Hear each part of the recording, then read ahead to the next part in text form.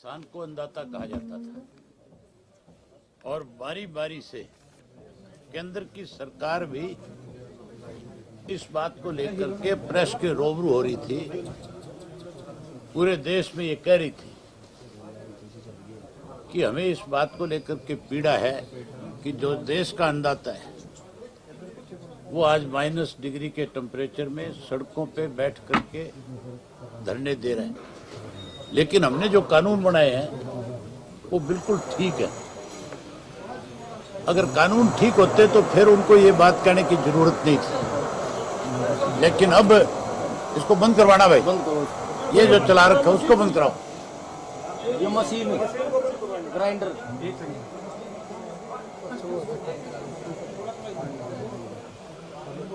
अब आज की ताजा घटना है कि जो अन्नदाता के लिए लड़ रहा था, आज उसके खिलाफ इस किस्म के मुकदमे दर्ज किए सरकार ने, जिसमें डकैती के शब्द जुड़े हुए हैं, जिसमें लूटपाट की बात लिखी हुई है, जो 395 लगाई है। 395 का मतलब होता है आईपीसी 395 की उसमें किसी ने डकैती मारी, किसी ने लूटपाट करी, किसी ने छीना झपटी करी। जो किसान नेता इस सारे आंदोलन की अगुवाई कर रहे थे उनके खिलाफ सरकार ने 395, 397, 120(b) के तहत आज मामले दर्ज किए हैं। जबकि जो कल का एपिसोड था सारा का सारा वो सरकार की खुद की एक साजिश थी, एक चाल थी। हमारे यहाँ गाजीपुर बॉर्डर लगता है, दिल्ली के चारों तरफ में बाकी सारे हरियाणा के बॉर्डर हैं और हजारों ट्रैक्टर ने हरियाणा के जो बॉर्डर थे वहां से मार्च किया। कहीं कोई अनहोनी घटना नहीं घटी, कोई छोटा मोटा झगड़ा विवाद नहीं था।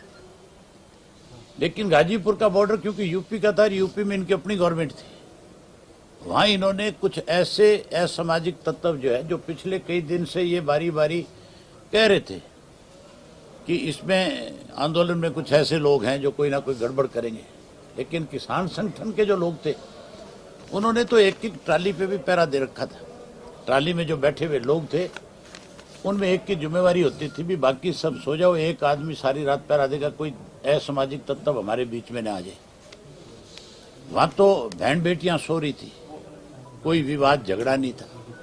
वहाँ छोटे छोटे बच्चे सो रहे थे, उनको कोई तकलीफ नहीं थी। वहाँ 85 साल के बुजुर्ग सो रहे थे, उनको कोई तकलीफ नहीं थी। लेकिन कल इन्होंने जानबूझ करके कि इस शांतिप्रिय जो आंदोलन चल रहा है, जो आज दुनिया का सबसे बड़ा आंदोलन हो चुका है, कैसे इस आंदोलन में तोड़ फोड़ की जाए, कैसे इस आंदोलन को खत्म किया जाए, इसके लिए यूपी की साइड से कुछ असामाजिक लोगों को लाने का काम किया और उन्होंने फिर इस किस्म की अफवाहें फैलाई कि जो नौजवान उस आंदोलन का हिस्सा था वो भावुक हो रहा था और वो उनके बहकावे में आकर के ही कहीं लाल किले पे गया। लाल किले पे जाने के बाद जो शरारती थे उन्होंने तो अपनी शरारत कर ली, जो सरकार का षड्यंत्रकारी था उसने अपना काम किया। लेकिन जो किसान एक्चुअल में गया था, आपने देखा होगा, आखिर जब वहां से किसान उस जगह को खाली करके अपने अपने घर की तरफ लौट रहा था, अपने आंदोलन वाली जगह पे लौट रहा था, तो उसने नेशनल एंथम बजाया, राष्ट्रगान वहां गाया गया और राष्ट्रगान गा करके उस तिरंगे को उन्होंने सलूट करके और उसके बाद फिर वो अपने अपने घर की तरफ गया। आज क्योंकि सरकार की, बीजेपी की हमेशा ऐसी सोच रही है कि लोगों को धर्म के नाम पे, जाति के नाम पे, मजहब के नाम पे जरूर बांट लिया जाए। इसी तरह गुजरात के अंदर इन्होंने किया था। गुजरात में जो दंगे कराए गए थे, एक बारी गोधरा जो कांड हुआ था, आज भी उसको लोग नहीं भूल पाए। ये इसको गोधरा कांड क्या स्वरूप देना चाहते थे, पर मैं तो बधाई देता हूं उन किसान सूरवीरों को जो वहां पे ट्रैक्टर यात्रा निकाल करके आए, सरकार को ये कह करके आए कि आप समय रहते अपने द्वारा बनाए गए 3 काले कानून वापस ले लो, अगर नहीं लोगे तो फिर हम लगातार इसी तरह से शांत तरीके से बैठ करके, शांत तरीके से मार्च करके, यात्राएं निकाल करके आपको इसके लिए हम आगाह कराते रहेंगे, आपको अपनी गलती का सुधार करने का मौका देते रहेंगे। कल मार्च जो है अकेला दिल्ली में नहीं हुआ, पूरे पंजाब में, राजस्थान में, हरियाणा में, मध्य प्रदेश में, महाराष्ट्र में, कर्नाटका में, केरला में, तमिलनाडु में, उत्तराखंड में कोई स्टेट ऐसी नहीं थी जहां किसानों ने कल मार्च नहीं की और लाखों लाखों की संख्या के अंदर मार्च किया गया था। मैं तो आज फिर आपके माध्यम से देश के प्रधानमंत्री जी से कहना चाहूंगा कि आपने गलत निर्णय कर लिया और आपके गलत निर्णय की वजह से कितने लोग आज परेशान हो रहे हैं। आप अपनी इस भूल को सुधारो। अगर आप बारी बारी ये कहते हो कि हम इसको 2 साल के लिए डेफर कर लेते हैं, हम इसको 3 साल के लिए कर लेते हैं, तो इसका मतलब आप गलती पे हो। आप अपनी गलती को सुधारने के लिए कृषि के कानूनों को खत्म करो और खत्म करके नए सिरे से जो वायदे आपने किए थे, जो कहा था कि हम किसान का कर्जा माफ करेंगे, जो आपने ये कहा था कि जहां किसान का कर्जा माफ करेंगे वहीं स्वामीनाथन की रिपोर्ट को लागू करेंगे, आपने ये भी वायदा किया था कि हम तो किसान की जो लागत मूल्य होगी, जो फसल पे खर्चा आता है, उससे उसको 50% ज्यादा दे करके किसान को मजबूत करेंगे। तो अब किसान आपके सामने आकर के अपनी बात कह रहा है, आप गलती को सुधारो और अपने किए हुए वायदों को पूरा करने का काम करो। सर, सरकार के आज कई नेताओं का ये कहना है कि जो घटनाक्रम हुआ लाल किले पर वो एक साजिशन, जिस तरीके से घटनाक्रम हुआ और किसान आंदोलन के ऊपर उसका एक तरह से ठीकरा फोड़ा गया है। सरकार में बैठे लोगों का काम है, वो तो अपना पक्ष रखेगी, वो अपनी गलती को छुपाने के लिए लोगों पे आरोप लगाएगी, लेकिन आप सारे इस बात के लिए स्वयं जो है इसके साक्षी हैं, गवाह हैं कि 2 महीने हो गए हमारे बॉर्डर के ऊपर लोगों को बैठे हुए। कितने ट्रैक्टर मार्च शहरों में से, अलग अलग गांव से निकले। कहीं से भी कोई सोशल मीडिया पे छोटी मोटी ऐसी रिपोर्ट आपने देखी जिससे लगता हो कि कोई हुल्लड़बाजी हो रही है या कोई इसमें इस तरह के लोग शामिल हो रहे हैं जो कहीं किसी का नुकसान कर देंगे? वो लोग तो अपनी बात केंद्र की सरकार तक पहुंचाने के लिए जहां जैसा उनको समझ में आया उसी तरह से उन्होंने उस आंदोलन को समर्थन किया।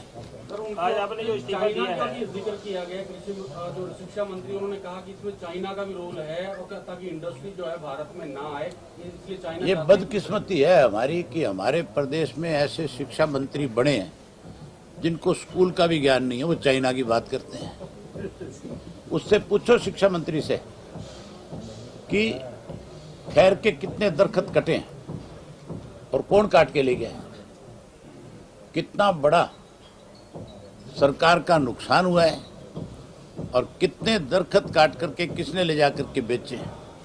उनको ये जानकारी तो हो सकती है, लेकिन उनको ये नहीं पता किसान कैसे, किसान ने तो उसके घर के दरवाजे पे जाकर के क्या बोला था, आपने मीडिया में देखा होगा, किस तरह से उनके ऊपर सवाल खड़े किए, किस तरह से उनके ऊपर इलिगेशन लगाए। ये मैं नहीं कह रहा, लोगों के लगाए हुए हैं। जिन लोगों ने उनको वोट दिए वही उनके घर पे गए और उन्होंने कहा कि हमने तेरे को वोट दिया था, हमने तेरे को विधानसभा का सदस्य बनाया था, इसलिए नहीं बनाया था कि तू किसान की आज अनदेखी करने का काम करे। आज आपका जो सबसे बड़ा फैसला है, विधानसभा से इनेलो के एकमात्र विधायक थे आप, आवाज बुलंद करते थे विधानसभा में, आज आपने जो इस्तीफा दिया है, इस सारे क्रियाकलाप को, इस सारे जो आपने ट्रैक्टर मार्च से यात्रा निकाली किसानों के मामले में, इस पे आप क्या कहना चाह रहे हैं? क्यों आप इस स्थिति तक पहुंचे? हमारी जो पार्टी है वो चौधरी देवीलाल की नीतियों से बनी हुई है। चौधरी देवीलाल ने इसको पार्टी का पौधा लगाया था, उन्होंने इसकी शुरुआत करी थी और चौधरी देवीलाल ने हमेशा जब कभी भी गरीब आदमी के साथ, कमेरे वर्ग के साथ, किसान के साथ, मजदूर के साथ किसी भी सरकार ने अनदेखी करने का काम किया, उन्होंने उसका साथ दिया, उस लड़ाई को लड़ा। जब कभी वो सत्ता में थे उन्होंने ऐसे गरीब लोगों के कल्याणकारी काम किए जो आज पूरे देश में लागू है, दुनिया में उनका जिक्र है। पेंशन योजना इस देश में अगर कोई लेकर के आया, लागू करी, तो शख्स का नाम चौधरी देवीलाल था। अगर किसी ने पहली दफा इस देश में किसान का कर्जा माफ किया, उस शख्स का नाम भी चौधरी देवीलाल था। अगर किसी ने ट्रैक्टर को गड्ढा बनाने का काम इस देश में किया तो उसका नाम भी चौधरी देवीलाल था।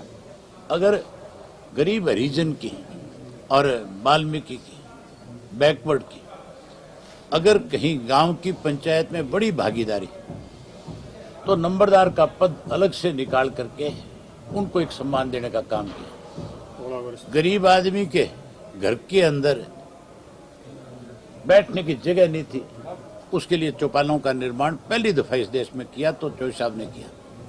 ओलावृष्टि से किसान की अगर फसल बर्बाद होगी, खराब होगी, उस फसल का मुआवजा अगर किसी ने शुरू किया तो उसकी शुरुआत भी चौधरी देवीलाल की देन है और कोई दूसरा आदमी नहीं इस देश में जो ये दावा कर सके कह सके कि मैंने कोई इस तरह के काम किए जिससे देश को फायदा।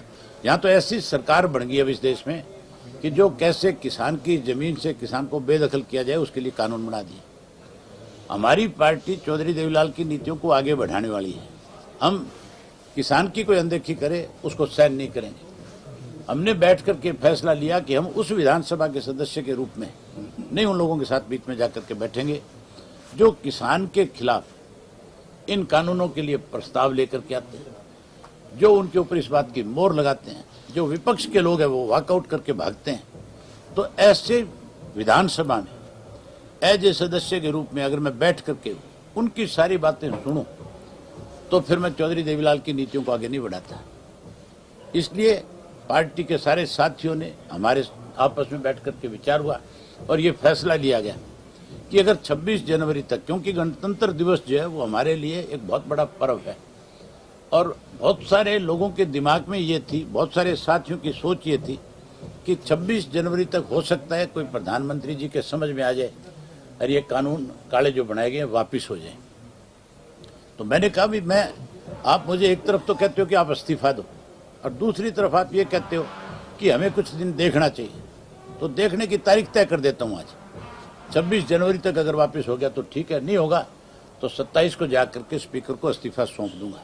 मैंने 2 दफा इस्तीफे स्पीकर को पहले भेजे, लेकिन स्पीकर साहब ने क्यों नहीं मेरे इस्तीफे को उस वक्त ये कहा फोन करके मुझे, या आपको नहीं बताया कि भी उनका इस्तीफा मेरे पास आ। अगर मैं इस इस्तीफे को वो नहीं 26 तक उनकी जो उन्होंने इसमें कंडीशन लगाई वो नहीं पूरी होगी तो मैं इस्तीफा मंजूर कर लूँगा। उन्होंने मुझे कहा कि आप फिजिकली आकर के अपना इस्तीफा दो। इसलिए आज मैं स्पेशल अपना इस्तीफा उनको सौंपने के लिए आया था और मैं उनका आभारी हूँ कि उन्होंने मेरा इस्तीफा मंजूर किया। अन्य विधायक पहले जो है विरोध जता रहे थे। अब मैं आपको एक चीज और खोल के बता देता हूँ। अब मैं पूरे प्रदेश के अंदर अपना कार्यक्रम रखूंगा और उन हलकों में जाऊंगा विशेष रूप से जिनके 80-85% मतदाता किसान हैं और वहां से किसी भी पार्टी का कोई भी चुन करके आया, वहां मैं लोगों से मिलूंगा और उनको इन कृषि कानूनों की सारी बात खोल करके बताऊंगा। और जो लोगों ने उन हलकों में खास करके जाऊंगा जिन्होंने जाके किसान के साथ खड़े होकर के फोटोएं खिंचवाई और जिन्होंने ये कहा था कि हम आपके लिए त्याग पत्र दे देंगे, अब कहूंगा कि समय आए और वो त्याग पत्र दें। अगर किसान की हितैषी है, अगर किसान की लड़ाई लड़ना चाहते हैं, अगर किसान के साथ न्याय कराने की बात है तो फिर ऐसे लोगों को इस्तीफा देना चाहिए और खास करके उन लोगों को जो चौधरी देवीलाल की फोटो लगाते हैं, या तो वो चौधरी देवीलाल की फोटो लगानी छोड़ दें, अगर नहीं छोड़ते हैं तो फिर उनको इस्तीफा देना चाहिए। इस्तीफा नहीं देते तो वो ना केवल चौधरी देवीलाल के लिए कलंक है बल्कि हरियाणा के हर उस व्यक्ति के लिए वो कलंकित लोग हैं जो चौधरी देवीलाल की नीतियों में आस्था रखते हैं। आपने बॉर्डर और टीकी बॉर्डर भी जाएंगे, आपने पहले मना कर रहे थे वो कि यहाँ आने नहीं देंगे राजनेताओं को। अब आप किसान के ले चुके, अब आप मुझे किसी ने भी, मैं टीकरी के बॉर्डर पे भी गया, मैं सिंगू के बॉर्डर के ऊपर भी गया, मैं जो राजस्थान का बॉर्डर है शाहजहाँपुर भी गया और दूसरे पे भी, दोनों पे गया, पलवल भी जा गया और यहाँ तक मैं 2-3 बॉर्डर्स के ऊपर तो उन्होंने मुझे बकायदा कहा कि आप आकर के जो भी बात करना चाहते हैं इस आंदोलन के बारे में आप अपनी बात रखें। मैं सिंगू के बॉर्डर के ऊपर तो जहां मेन स्टेज लगी हुई है उसके बिल्कुल सामने बैठ करके लोगों से मिलकर के आया हूं। कोई भी राजनीतिक दल का व्यक्ति, ये जो घड़ियाली आंसू भारे ना कांग्रेस वाले जो कहते हैं हम किसानों के साथ हैं, इनको किसी को वहां तक तो पहुंचना बहुत दूर की बात थी। ये तो भूपेंद्र सिंह हुड्डा जी तो किसी में गए ही नहीं, एक में, और वो गया था अपना क्या नाम है उसका, दीपेंद्र, वो गया और उसको जब किसी ने नजदीक नहीं फटकने दिया तो एक जगह कोई हरियाणा के लोग लंगर लगा के बैठे थे, रोटियां बना रहे थे, ये वहां जाकर के रोटियां बनाने लग गए। इसने रोटी भी ऐसी सेक दी, वो भी जल गई। इसको तो रोटी भी नहीं सेकनी आई, गया तो रोटी सेकने था पर उसने फूंकिया है। अबे जी आपने जो बड़ा विषय मैं कोई भी ऐसा बॉर्डर नहीं था जिस बॉर्डर पे गया हूं और लोगों ने मेरा स्वागत ना किया, लोगों ने मेरे साथ सभ्य तरीके से बात ना करी। टीकरी के बॉर्डर के ऊपर भी एन आखिर तक जहां मंच था वहां गया और वहां लोगों ने संबोधित करते हुए, मैं गया तब तक समय हो गया था उसको खत्म करने का, उसके बाद भी 1 घंटा उन्होंने चलाया और मैं जब पहुंचा तो उन्होंने मेरा वेलकम किया। जितने लोग हजारों मेरे साथ गए उनका सबका स्वागत किया और ये कहा कि हम आपका स्वागत करते हैं कि आप हजारों लोगों के साथ आज हमारा समर्थन करने। मैंने कहा समर्थन नहीं, अपनी जिम्मेवारी निभाने हैं। अबे जी आपने कहा समर्थन तो वो लोग करते हैं जो सुबह जाकर के समर्थन देते हैं, शाम को घर आ जाते हैं। मैं उनमें से नहीं था। मेरे तो टेंट लगे हुए, आज भी जाकर के देख सकते हो। सैकड़ों टेंट तो सिंघू बॉर्डर के ऊपर है और सैकड़ों टेंट जो है मैंने इस पे टिकरी बॉर्डर के ऊपर लगा रखे। आज भी वहाँ चौधरी देवीलाल के नाम का लंगर चलता है। आपने कहा कि वो आप ऐसी विधानसभा के सदस्य नहीं रहना चाहते थे जिस सरकार ने कृषि कानूनों के पक्ष में विश्वास मत हासिल कर दो, यहाँ पर उसको धन्यवाद किया हो, क्योंकि अभी इसका विधानसभा का कार्यकाल चल रहा है। आगे इलाहाबाद से फिर आप चुनाव नहीं लड़ेंगे, इसके सदस्य नहीं बनेंगे। अभी बाई इलेक्शन जब आएगा, मतलब आना तो है ही। सुन तो लो, फिर ये फैसला लोग करेंगे। चौधरी देवीलाल ने एक दफा इस्तीफा दिया था और चौधरी देवीलाल ने दोबारा फिर चुनाव लड़ा, बाई इलेक्शन। डॉक्टर मंगल सेन उनके साथी थे, उनको भी लड़ना पड़ा। वहां के जो मतदाता थे उन्होंने चौधरी देवीलाल को भी डॉक्टर मंगल सेन को, दोनों को इस बात के लिए मजबूर किया कि आप दोबारा चुनाव लड़ो और उन्होंने फिर दोबारा चुनाव लड़ा। चौधरी देवीलाल जीत करके, ये फैसला इलाहाबाद विधानसभा क्षेत्र के लोग करेंगे। ना आप कर सकते, ना मैं कर सकता, ना कोई मेरी पार्टी का साथी मुझे इसके लिए बाध्य कर सकता। ये मैं टोटल उनके ऊपर छोड़ूंगा। चुनाव आएगा तब देखेंगे क्या होगा, लेकिन चुनाव से पहले हालात ऐसे पैदा कर दूंगा कि इस विधानसभा में कई लोगों के मेरी शक्ल देख करके भी पसीने आ जाएंगे, नाम सुन के भी पसीने कढ़ा दूंगा कई होंगे तो। अब जो आपकी नई रणनीति है, जो आप विधायकों के और इनके एरिया में जाओगे, कब से शुरू हो रहा कैंपेन हल्कों में जाने का? तो सभी मैं इन सब साथियों को मैंने कहा है कि अपने आराम से ऑफिस में बैठ करके इस पर चर्चा करेंगे, कार्यक्रम जल्दी तय करके लोगों के बीच में जाएंगे। पहले टारगेट सत्ताधारी विधायक मंत्री होंगे या क्या होगा, किस तरह की रणनीति? आज की डेट में तो मैं एक ही था विपक्ष में, बाकी तो सारे सत्ताधारी है। बता दे कौन सा विपक्ष में? भूपेंद्र सिंह हुड्डा को तुम विपक्ष में मानते हो? अगर विपक्ष में होता तो भूपेंद्र सिंह हुड्डा वॉकआउट करके विधानसभा से भागता नहीं। उस दिन जिस दिन कृषि बिल के ऊपर चर्चा होनी थी, उस दिन भाग के गया कि नहीं भाग के गया? इसकी अपनी पार्टी की जो इनकी स्टेट की प्रेसिडेंट है, उसने राष्ट्रीय कार्यकारिणी की मीटिंग में ये आरोप लगाया था हुड्डा पे कि ये कांग्रेस, ये बीजेपी का एजेंट है। ये आरोप लगा हुआ है कि नहीं लगा हुआ? ये आपके अखबारों में, रेडियो में, टीवी पे, सब चैनल पे आया हुआ है। तो फिर तुम मुझे बता तो दो कौन सा विपक्ष का है यहाँ जिसके मैं हल्के में ना जाऊं। यहाँ तो सारे सत्ता पक्ष वाले हैं। मैंने कह तो दिया, आपसे बता दिया, या तो चौधरी साहब की फोटो हटा लें, वो नहीं हटाएंगे तो फिर लोग, आज उनकी हालत आपको पता नहीं है बेचारों की क्या है।